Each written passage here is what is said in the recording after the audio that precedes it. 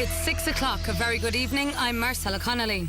It's claimed that the recent allegations of Garda malpractice could only be the tip of the iceberg. The Irish Sunday Mirror is reporting that Garda whistleblower Maurice McCabe is to hand over more dossiers of evidence to Senior Counsel Sean Gearan. The new documents are thought to contain hundreds of new allegations relating to how Gardaí investigated certain crimes.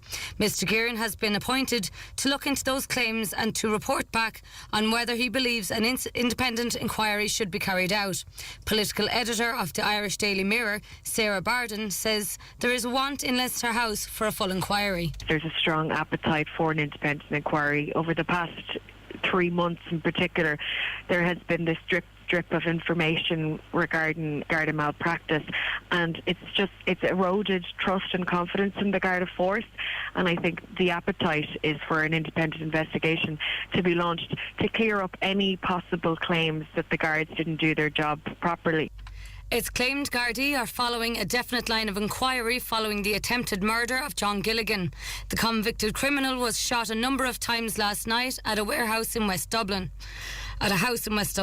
Two masked men forced their way into the house in Greenford Crescent, Clondalkin, and shot the 61-year-old a number of times. Gardaí had already warned Gilligan that his life was in danger. He's now being treated for non-life-threatening injuries at Connolly Hospital in Blanchardstown.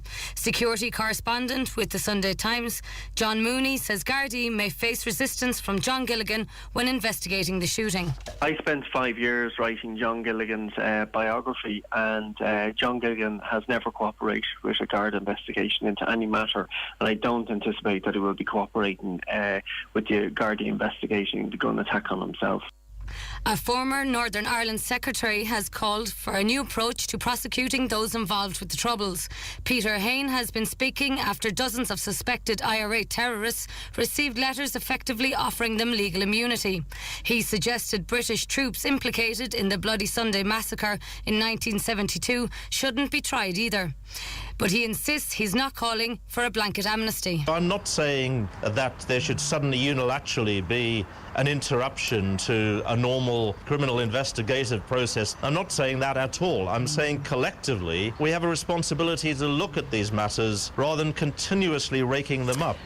Lawyers are making their final preparations for the trial of Oscar Pistorius, which starts in South Africa tomorrow. He's accused of murdering his girlfriend Reva Steenkamp on Valentine's Day last year, which he denies, saying he shot her because he mistook her for an intruder. Forensic evidence is expected to play an important part in the case.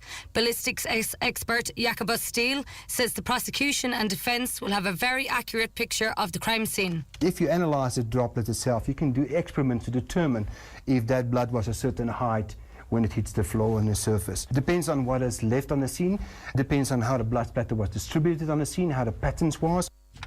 And finally, the Taoiseach will travel to Brussels tomorrow for emergency talks on the Ukrainian crisis.